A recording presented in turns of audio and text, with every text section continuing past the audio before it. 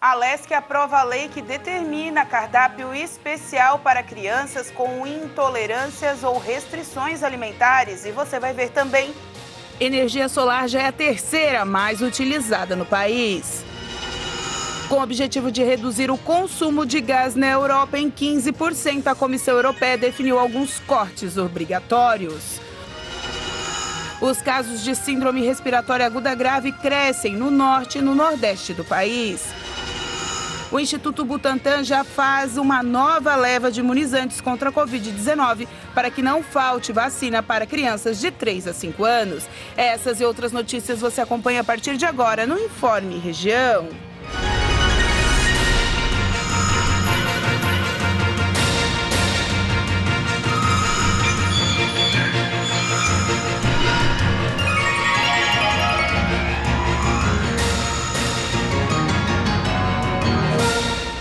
Olá, hoje 21, quinta-feira, julho de 2022. O tempo hoje ensolarado em toda Santa Catarina e deve permanecer assim até o final de semana.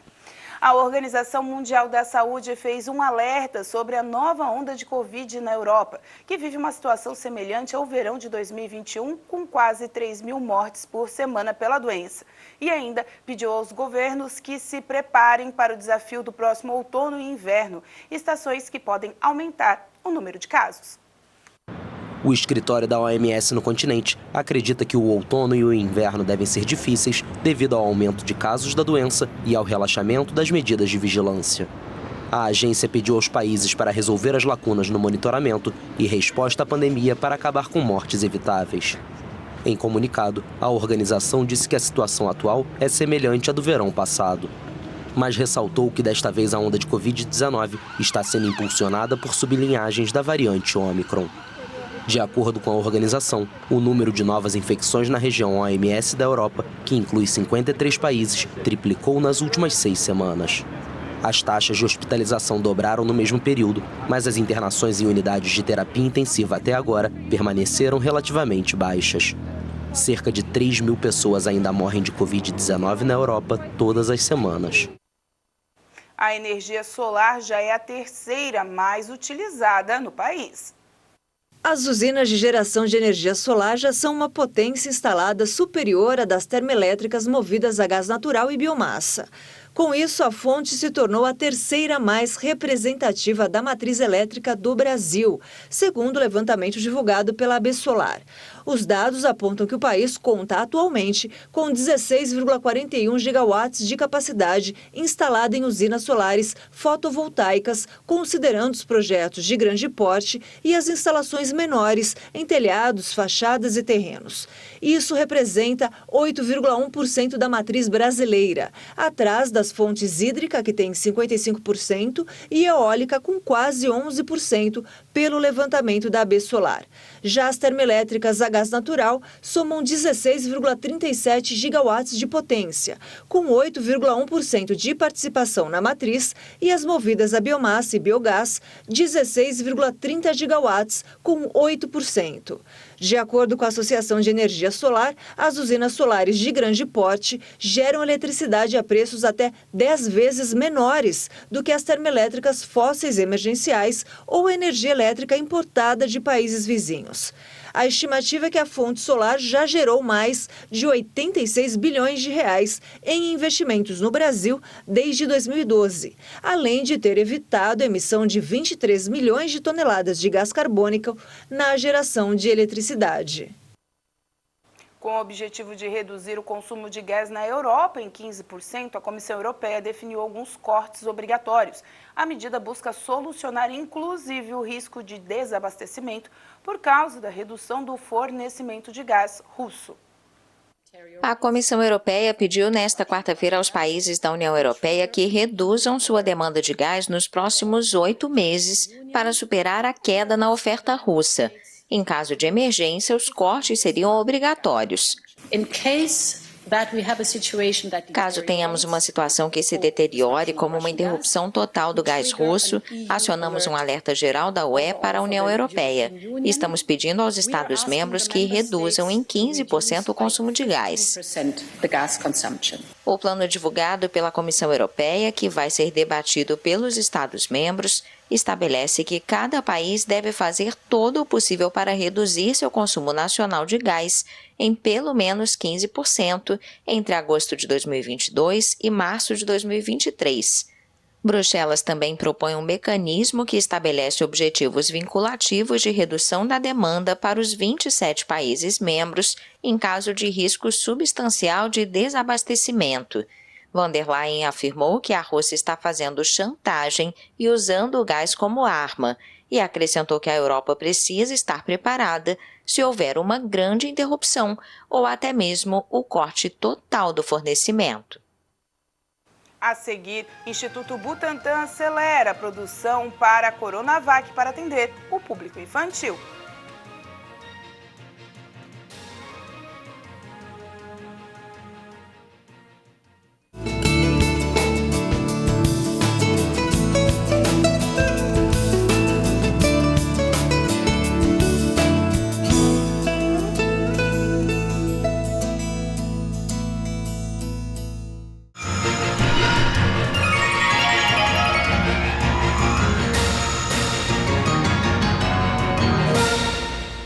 Os casos da síndrome respiratória aguda grave cresceram no norte e no nordeste do país. As informações são do boletim Infogripe realizado pela Fiocruz. A análise é referente à semana do dia 10 a 16 de julho e tem como base os dados inseridos no Sistema de Informação da Vigilância Epidemiológica da Gripe até o dia 18 de julho. No Paraná e no Rio Grande do Sul, os casos voltaram a crescer entre as crianças com até 11 anos de idade. No Distrito Federal, Goiás, Rio de Janeiro, Santa Catarina e São Paulo, as notificações apresentaram queda da síndrome respiratória grave. Já a maior parte dos estados das regiões Norte e Nordeste apresentou crescimento em ritmo elevado. Na população adulta, os casos positivos continuam sendo dominados pelo coronavírus. O Instituto Butantan já está fazendo uma nova leva de imunizantes contra a Covid-19 para que não falte vacinas para as crianças de 3 a 5 anos que entram nessa semana no esquema vacinal contra a Covid. De acordo com a Secretaria Estadual da Saúde de São Paulo, o órgão não vai mais esperar a inclusão da vacina no Programa Nacional de Imunizações para iniciar a produção dos imunizantes para essa faixa etária. A aplicação foi aprovada por unanimidade pela Agência Nacional de Vigilância Sanitária. A expectativa do governo paulista é que as novas vacinas comecem a ficar prontas já no mês de agosto. A Secretaria Estadual da Saúde informou que, caso o Ministério da Saúde não faça a compra dos imunizantes que serão produzidos, São Paulo irá vacinar as crianças do estado com essas doses e que as 10 milhões que serão produzidas são suficientes para vacinar todas as crianças brasileiras dessa faixa etária com a primeira dose. Os lançamentos e as vendas das 15 maiores incorporadoras do país ficaram praticamente estáveis no segundo trimestre, mesmo diante da alta dos juros e da inflação, após uma sequência de crescimento nas operações há cerca de 3 anos. Apesar da desaceleração, os números ficaram estáveis, mais do que o esperado pelos analistas de mercado imobiliário. Mesmo com a inflação e os juros em alta que prejudicam o setor, o valor de venda dos lançamentos atingiu quase 10 bilhões de reais no segundo trimestre. Uma alta de 2,14%, mesmo percentual no período de 2021. As vendas ficaram estáveis, com queda de 0,6%. Os números foram compilados a partir do balanço prévio de 15 incorporadoras listadas na Bolsa que são voltadas a consumidores de média alta e alta rendas. A redução no preço da gasolina anunciada pela Petrobras começou a valer. O valor volta a ser o mesmo que estava no mês de maio deste ano. Os cálculos são da FECombustíveis, a Federação Nacional do Comércio de Combustíveis e de Lubrificantes. A projeção da entidade é que a redução de 5% ou 20 centavos no preço para os distribuidores cause uma queda de 15 centavos em média no valor final, que é cobrado do consumidor nos postos de gasolina. A redução passou a valer a partir desta quarta-feira. A medida se refere à gasolina tipo A, sem adição de etanol. O combustível vendido nos postos é do tipo C, composto por 73% de gasolina e 27% de etanol. De acordo com a FECombustíveis, a queda no valor ficará a cargo das distribuidoras, pois os preços dos combustíveis são estabelecidos livremente no país. O preço médio da gasolina já está em queda há 3 semanas consecutivas, de acordo com o último balanço da Agência Nacional do Petróleo, Gás Natural e Biocombustíveis, a ANP.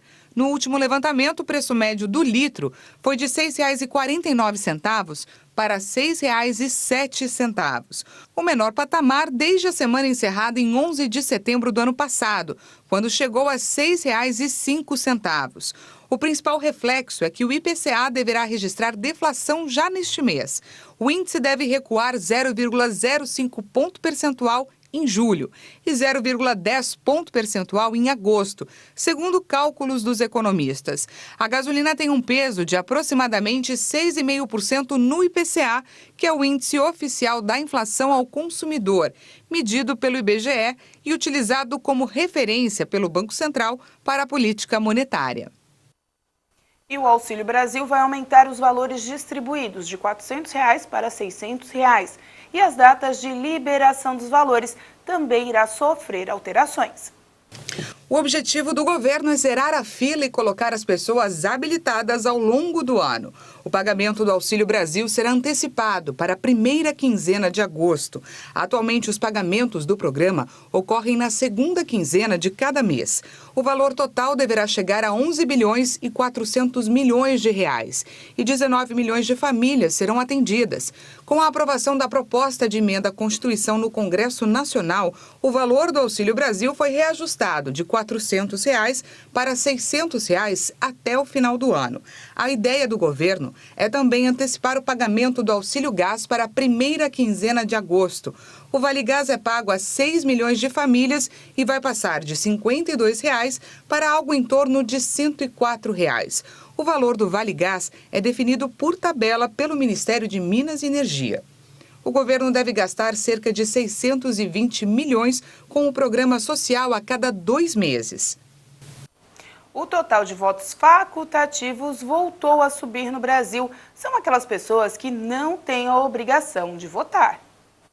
A cada 7 eleitores brasileiros, um não é obrigado a comparecer às urnas em 2022. Os dados do Tribunal Superior Eleitoral indicam que o percentual de voto facultativo, que vinha caindo nas últimas eleições, voltou a subir. Nesse ano, a proporção do voto facultativo voltou a subir pela primeira vez em 20 anos, revertendo uma tendência de queda nas últimas disputas presidenciais. De acordo com a Constituição, o voto é opcional para os analfabetos, os eleitores com 16 ou 17 anos e aqueles que têm 70 anos ou mais. Estes cidadãos não precisam se registrar e, caso façam, seu voto não é obrigatório. Nas eleições de 2022, o total de eleitores registrados que não são obrigados a votar é de quase 21 milhões, o que representa 13,4% do eleitorado. Em 2018, foram 17 milhões e 800 mil brasileiros com voto opcional, o equivalente a 12,1% do total. O percentual deste ano é maior que o registrado em eleições nacionais desde 2002, quando foi de 13,5%. Apesar da queda da taxa de eleitores analfabetos e do aumento recorde de jovens que buscaram tirar o título, há um maior número de idosos por causa do envelhecimento da população. A maioria dos eleitores com voto facultativo no país é formada pelos idosos com mais de 70 anos, que somam 14 milhões e 800 mil, que representa 9,5% do total do eleitorado. A seguir, Tigre apresenta 2 novos jogadores para a sequência do ano.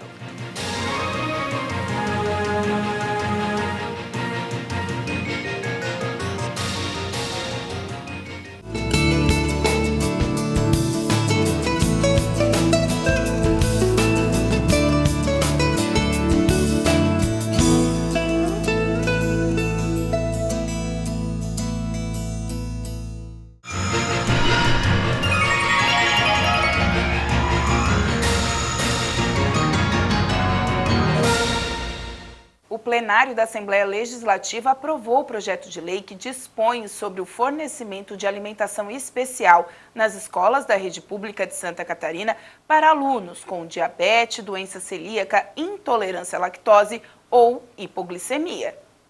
Os deputados aprovaram em plenário o projeto de lei 351 de 2019, que dispõe sobre o fornecimento de alimentação especial nas escolas da rede pública de Santa Catarina. A proposta determina que as unidades escolares do estado forneçam a merenda adequada para alunos com diabetes, doença celíaca, intolerância à lactose ou hipoglicemia. O objetivo é fazer com que as crianças desenvolvam hábitos mais saudáveis e, com isso, evitar o agravamento das doenças. Outro projeto de lei aprovado pelo plenário é o PL 176 de 2020, que proíbe a captura e a comercialização em qualquer época do ano do artrópode Ucidis cordatus, popularmente conhecido como caranguejo-uçá. O texto proíbe a captura do animal com a utilização de qualquer tipo de armadilha, rede ou produtos químicos. Na justificativa do projeto, consta que a espécie é essencial para o equilíbrio ecológico dos manguezais, considerados berçários da vida marinha e costeira. Com a aprovação em turno único dos dois projetos de lei, as propostas seguem agora para sanção ou veto governamental. O plenário da Assembleia Legislativa aprovou a admissibilidade da PEC 3.1/2022, que autoriza a destinação de recursos públicos por meio de emendas parlamentares e impositivas para hospitais inadimplentes. O plenário da Assembleia Legislativa aprovou a continuidade da tramitação de uma proposta de emenda à Constituição ligada ao setor da saúde.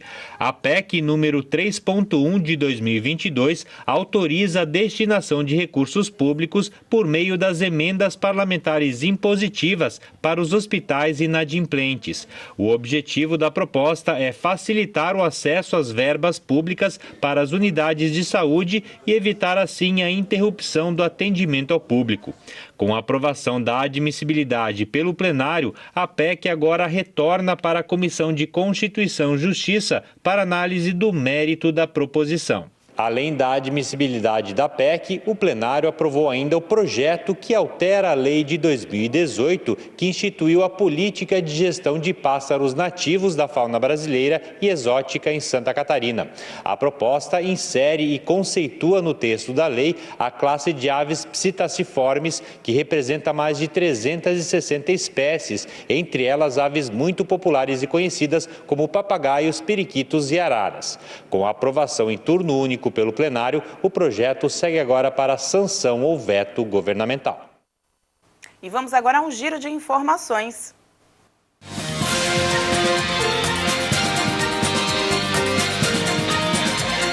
A OAB de Criciúma foi homenageada na noite desta quarta-feira na sede da subseção pelos seus 45 anos de fundação.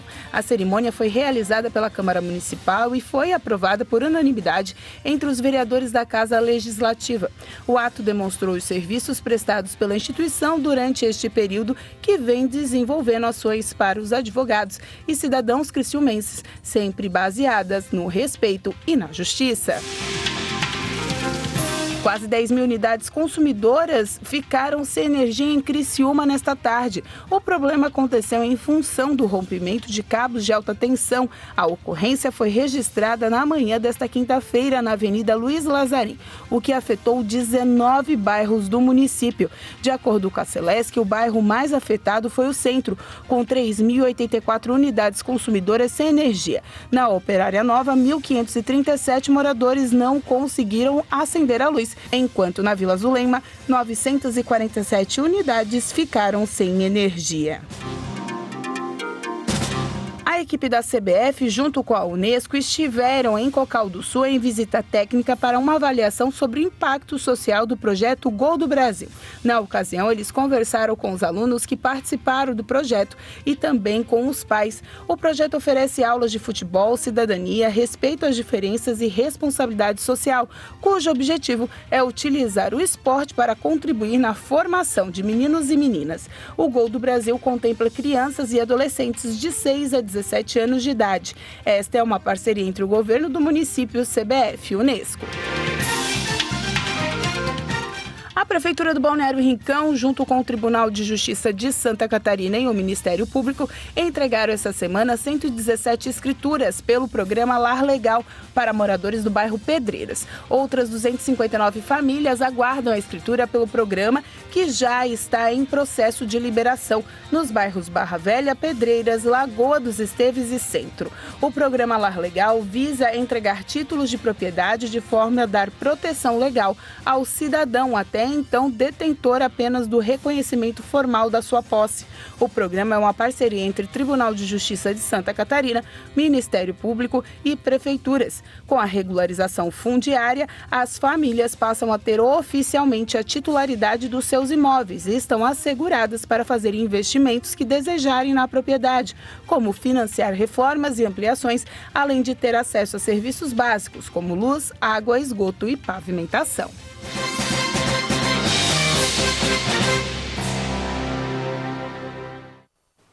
E o Tigre apresentou um atacante e um zagueiro hoje para compor o elenco para a Série B do Catarinense e a Série B do Brasileiro. E ainda podem chegar mais atletas.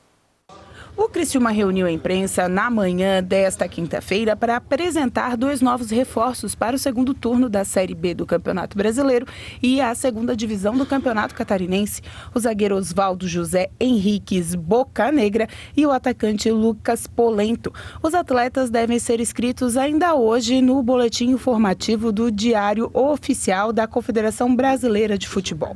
Bocanegra tem passagens por clubes do Brasil, mas foi revelado pelo Milionários da Colômbia, onde atuou por 8 temporadas. Ainda jogou pelo Querétaro e Chipas, do México, Desportivo Pasto, da Colômbia e Beskirim, de Israel. Em 2016, o zagueiro foi contratado pelo Sport Recife e defendeu a equipe até 2018, com 63 jogos e 1 gol marcado. Depois defendeu o Vasco e veio também do Águilas Rio Negro, da Colômbia. Enquanto à preparação física, já me sinto bem, estou em ótimas condições. Claramente que depois vem as disposições do treinador e as disposições burocráticas do registro do atleta como tal.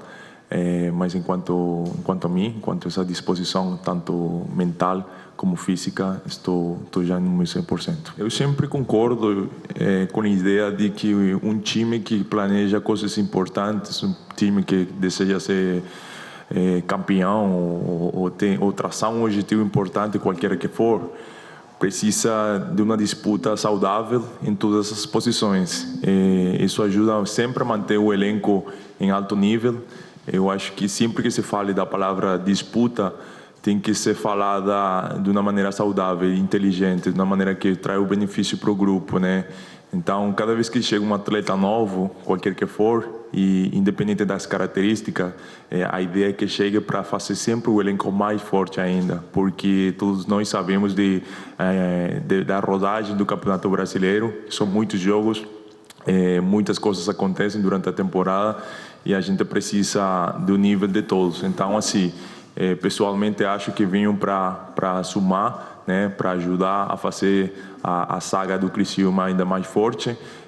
Já aqueles que estão também são bons, também são fortes, então aportar minha experiência, aportar essa parte minha para ajudar a melhorar essa saga. Então conheço já um pouco a experiência também do Rodrigo, já assisti várias partidas, então assim, acho que tem coisas importantes para ajudar o time. Já o atacante Lucas Polento, de 27 anos, nasceu em Belo Horizonte e o atleta iniciou sua carreira nas categorias de base do Internacional. Atuou no Sub-19 do Milan, da Itália, e ainda jogou no Sub-23 do Santos e do Grêmio, antes de ir para o futebol da Grécia, onde defendeu o Apolo Larissa e o Chatin, antes de ir para o Levadaikos, onde esteve nas últimas 3 temporadas. Eu já venho treinando já há uns 10 dias já ali no CT, então já me sinto bem para jogar, me sinto bem fisicamente. A gente vem treinando ali bem forte. E o que me atraiu foi o projeto aqui do Criciúma, quando a gente conversou ali com o Juliano, com o presidente, com toda a diretoria, com o professor Tencati. Me atraiu muito o projeto, a organização do clube, a estrutura do CT, tudo que o Criciúma oferece para os atletas e também a torcida. A torcida ali, a gente vê cada jogo, cada partida ali, a festa que a torcida está fazendo, isso aí me atraiu muito também. E quem só acompanha os jogos, né, mas quem acompanha os treinamentos ali vai ver que os atacantes ali são de muita qualidade e muitas vezes também tem o treinamento, mas tem um pouco da sorte também, do momento, e às vezes a bola não entra, mas eu vejo ali o nosso grupo é muito qualificado, os jogadores de ataque, como de defesa, mas falando mais agora de jogador de ataque, são muito qualificados.